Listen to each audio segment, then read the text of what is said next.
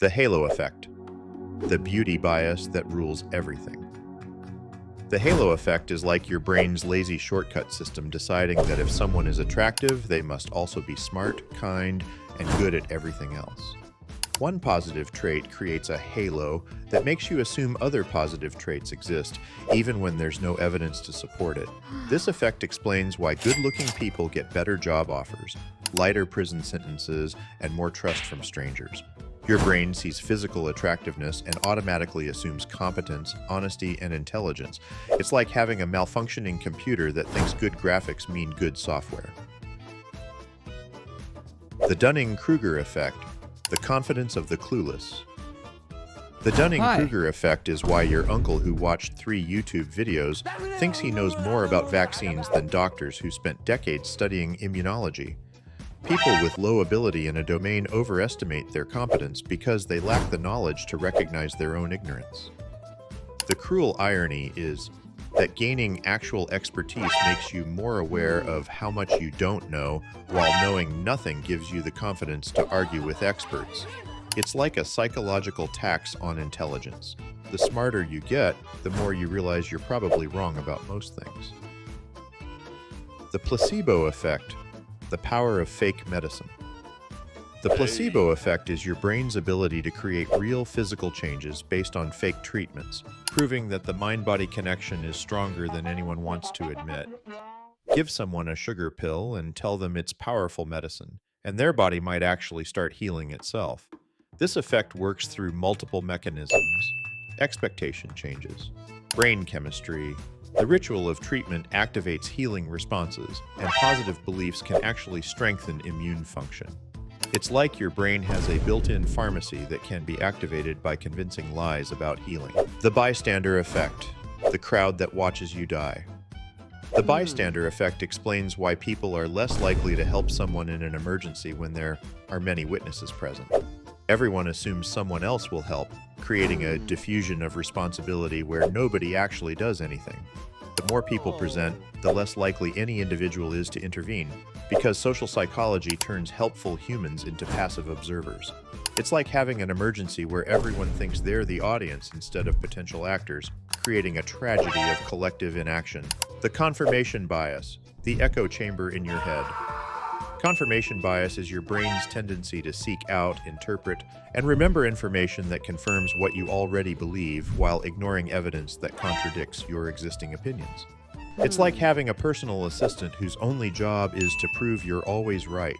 This bias explains why political arguments are usually pointless. People aren't trying to find truth, they're trying to win debates by cherry-picking supporting evidence.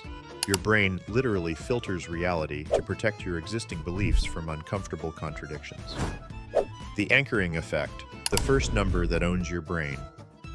The anchoring effect is why the first piece of information you hear about something becomes the reference point for all future judgments, even when that initial information is completely irrelevant. It's like your brain gets stuck on the first number it hears and can't escape its gravitational pull. Car salesmen use this by showing you the most expensive model first, making everything else seem reasonable by comparison. Your brain anchors on that high price, so a moderately expensive car feels like a bargain even when it's still overpriced. The availability heuristic, the recency bias that warps reality. The availability heuristic makes you judge the likelihood of events based on how easily you can remember examples, which means recent, dramatic, or personally relevant events seem more probable than they actually are. Your brain thinks frequent news coverage equals frequent occurrence. This is why people overestimate the danger of plane crashes while underestimating the risk of driving. Plane crashes get massive media coverage and stick in memory, while car accidents are too common to make news, creating a completely backwards risk assessment. The sunk cost fallacy, the investment that owns you. The sunk cost fallacy is why you'll sit through a terrible movie just because you paid for the ticket, or stay in a bad relationship because you've already invested 3 years. Your brain irrationally values past investments more than future outcomes, trapping you in bad decisions. Logically, money and time already spent shouldn't influence future choices. But psychologically, admitting a sunk cost was wasted feels like admitting failure. It's like being held hostage by your own past decisions, unable to cut losses and move forward rationally. The gambler's fallacy, the pattern that doesn't exist. The gambler's fallacy makes you believe that past random events affect future probabilities, like thinking a coin that's landed heads 5 times is due to land tails. Your pattern-seeking brain refuses to accept that truly random events have no memory. This fallacy ruins gamblers who think they can predict roulette wheels or slot machines based on recent outcomes. Your brain desperately wants to find patterns and control in randomness, creating the illusion of predictability where none exists. The mere exposure effect, the familiarity breeding ground. The mere exposure effect explains why you start liking songs, people, or ideas more just by being exposed to them repeatedly, even without any positive interactions. Familiarity doesn't breed contempt, it breeds preference, which is why advertising works through repetition rather than logic. This effect is why you might initially dislike a new coworker, but gradually warm up to them just by seeing them regularly. Your brain interprets familiarity as safety, and safety as preference, creating positive feelings through nothing but repeated exposure. The fundamental attribution error, the character assassination bias. The fundamental attribution error makes you attribute other people's mistakes to their character flaws while attributing your own mistakes to external circumstances. When someone cuts you off in traffic, they're a selfish jerk, but when you do it, you're late for an important meeting. This bias destroys empathy and creates unnecessary conflict because you're constantly assuming the worst about others while giving yourself the benefit of the doubt. It's like having moral double vision where everyone else's actions reflect their character, but your actions reflect your situation. The peak end rule. The memory editor. The peak end rule explains why you judge entire experiences based on their most intense moment and how they ended, ignoring the duration and average quality of the experience. A painful medical procedure feels worse if it ends abruptly than if it ends gradually, even if the gradual ending involves more total pain. This rule means that creating positive endings is more important than maintaining consistent quality throughout an experience. Your memory is like a highlight reel that only saves the peaks and conclusions, editing out most of the actual experience. The spotlight effect. The imaginary audience. The spotlight effect makes you overestimate how much attention others pay to your appearance and behavior, as if you're constantly under a spotlight that doesn't actually exist. You think everyone noticed your bad hair day when most people were too busy thinking about their own problems to notice you. This effect creates unnecessary social anxiety because you're performing for an audience that's mostly looking in the mirror. Most people are so focused on their own self-consciousness that they barely register your supposed embarrassing moments. The choice supportive bias, the retroactive love affair. Choice supportive bias makes you retroactively love decisions you've already made, even when they turn out poorly. Once you choose something, your brain starts emphasizing its positive aspects and minimizing its negatives to protect you from buyer's remorse and decision regret. This bias helps you feel satisfied with your choices, but can prevent you from learning from mistakes or making better decisions in the future. Your brain becomes a defense lawyer for your past choices, arguing their merits even when the evidence suggests you chose poorly. The contrast effect, the comparison trap. The contrast effect makes your judgment of something depend entirely on what you compare it to rather than its absolute qualities. A $50 wine tastes amazing after drinking $10 wine, but disappointing after drinking $200 wine, even though it's the exact same liquid. This effect means context is everything in decision-making and satisfaction. Companies use this by showing you expensive options first to make moderate options seem reasonable, or by surrounding their product with inferior alternatives to make it look better by comparison. The false consensus effect, the everyone thinks like me delusion. The false consensus effect makes you assume that your opinions, values, and behaviors are more common than they actually are. If you hate pineapple on pizza, you assume most people agree with you, when actually preferences are more diverse than your social bubble suggests. This effect creates political polarization and social conflict because everyone assumes their views are mainstream while treating opposing views as fringe positions. Your brain uses your social circle as a sample of humanity, which creates massive sampling bias. The recency effect, the last thing you remember, The recency effect makes you remember the last items in a list better than the middle items, which is why people save important points for the end of presentations and why closing arguments matter more than opening statements in court trials. This effect combines with the primacy effect, remembering first items well, to create a memory curve where beginnings and endings stick while middles disappear. Your brain is like a highlighter that only works on the first and last pages of every document. The endowment effect, the ownership attachment. The endowment effect makes you value things more highly just because you own them, leading to irrational attachment to possessions and resistance to fair trades. Once something becomes yours, your brain inflates its value beyond what you'd pay to acquire it originally.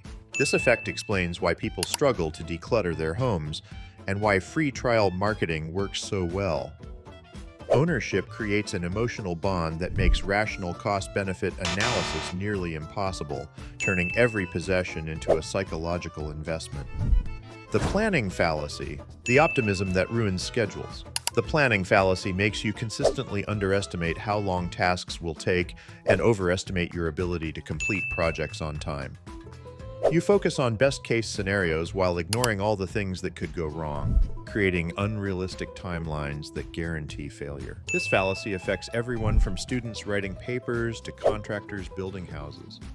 Your brain is like an optimistic project manager who always assumes perfect conditions and never accounts for Murphy's Law, leading to chronic lateness and disappointed expectations. The survivorship bias, the success stories that lie.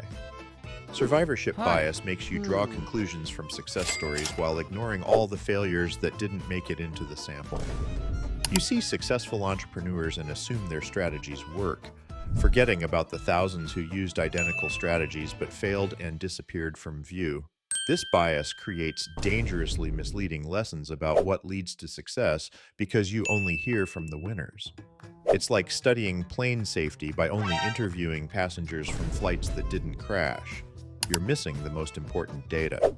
The herd mentality, the crowd that controls you. Herd mentality makes you adopt the behaviors and beliefs of groups you belong to, even when those behaviors contradict your individual judgment. Social pressure can make intelligent people do stupid things just to fit in with the crowd. This effect explains everything from fashion trends to financial bubbles to dangerous group behaviors. Your brain prioritizes social acceptance over individual reasoning, turning you into a follower even when the group is clearly wrong about something. The authority bias, the expert worship problem. Authority bias makes you give more weight to opinions that come from perceived authority figures, even when their expertise isn't relevant to the topic at hand. A famous actor's opinion on climate change feels more credible than a random person's, even though acting has nothing to do with environmental science. This bias can be useful when dealing with legitimate experts, but it becomes dangerous when you defer to authority without evaluating the actual evidence.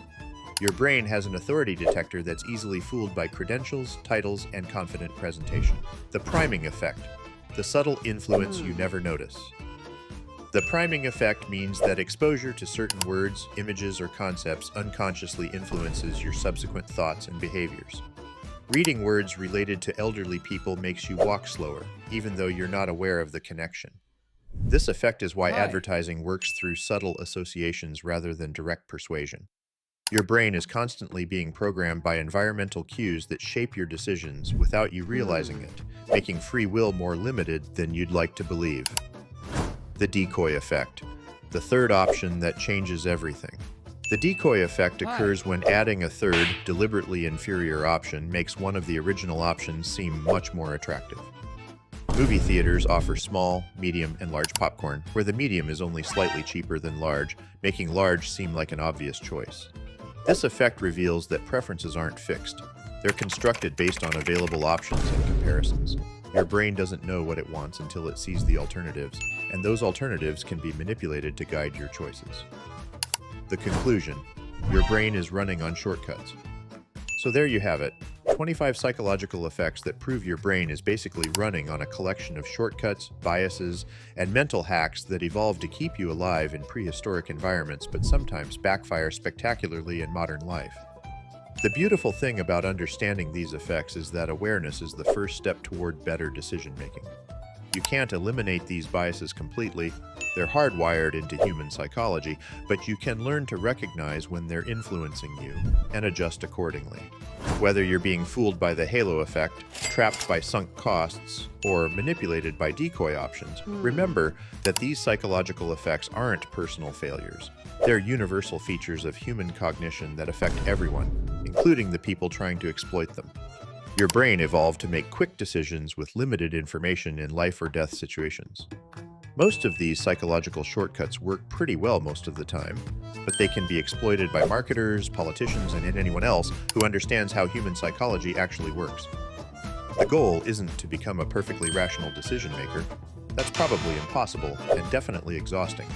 The goal is to develop enough psychological literacy that you can spot the most obvious manipulation attempts and make slightly better choices about the things that matter most. If this rapid-fire tour through the quirks of human psychology made you realize how many mental shortcuts you rely on every day, smash that like button, subscribe for more content that reveals how your brain actually works behind the scenes, and drop a comment letting me know which psychological effect you recognize most in your own life. Trust me, we're all walking around with the same buggy mental software. At least now you know what some of the bugs are called.